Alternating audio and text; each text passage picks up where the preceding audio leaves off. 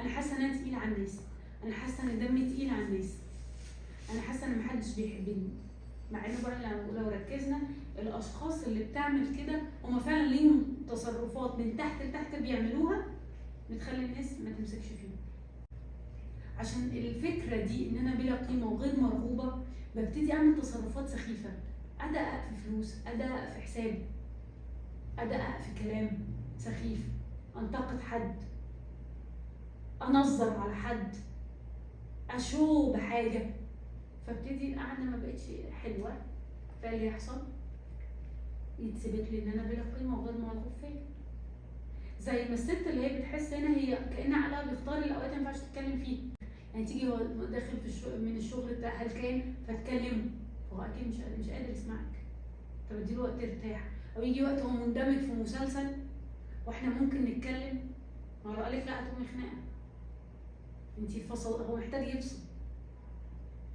او داخل ينام، طب في ست تيجي نتكلم انت تقولي على فكره انا محتاج اتكلم معاك لما يجي وقت تقول لي.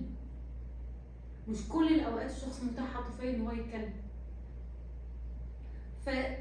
فاكرين لما قلنا هو البنت او الشخص عموما لما كان هو صغير ما خدش الخبره المعرفيه، هو خد اللي هو شافه، فما قدرش يفهم ان في حاجه اسمها اتاحه عاطفيه اقدر اتكلم في وقت لا، ان مش كل الاوقات ينفع اقول فيها نفس الكلام، ان مش كل الانفعالات لازم اعبر عنها.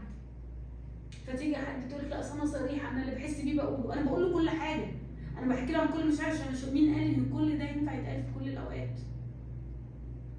مش كل الاوقات ينفع اقول فيها كل المشاعر دي. ما ينفعش يقول لك اصل انا مش طايقاكي،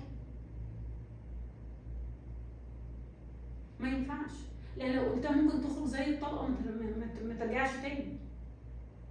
مش كل الناس هتتقبل الكلام، فمبقاش عندي ذكاء اعرف اقول ايه امتى، فببقى عاوزه اوجعك عشان لما تتوجع تعرف امتى. لا، ممكن لما توجعيه تعملي جرح ما تعرفيش تلميه تاني. انت ما استنيتيش، يعني مثلا في رجاله ما ينفعش تتهدد، ما ينفعش تتهدد، ما ينفعش تتهدد بعدد من البقاء، هو غير متزن نفسيا تماما بس ممكن اخد جنبك. وفي رجاله ما ينفعش تاخدي جنب، ما ينفعش تقلبي وشك عليها، الموضوع بيتفاقم. فاتكلم بس انا مش طبيعيه، فلازم احدد المعيار حتى بتاع العقاب. انا الدواء لو خدت منه زياده ايه اللي هيحصل؟ هيحصل لي تسمم. فلما تيجي واحده هي حاسه في شعورها الاساسي انها بلا قيمه وغير مرغوب فيها وتعمل عقاب مبالغ فيه وتلاقيه سابها، عشان انت ما عرفتيش المقدار، مش ان انت ما كنتيش مرغوبه. ليه انت ليه ما مسكتش فيا؟ ليه ما مسكتش فيا؟ عشان هو اصلا شخص ما عندوش حيل.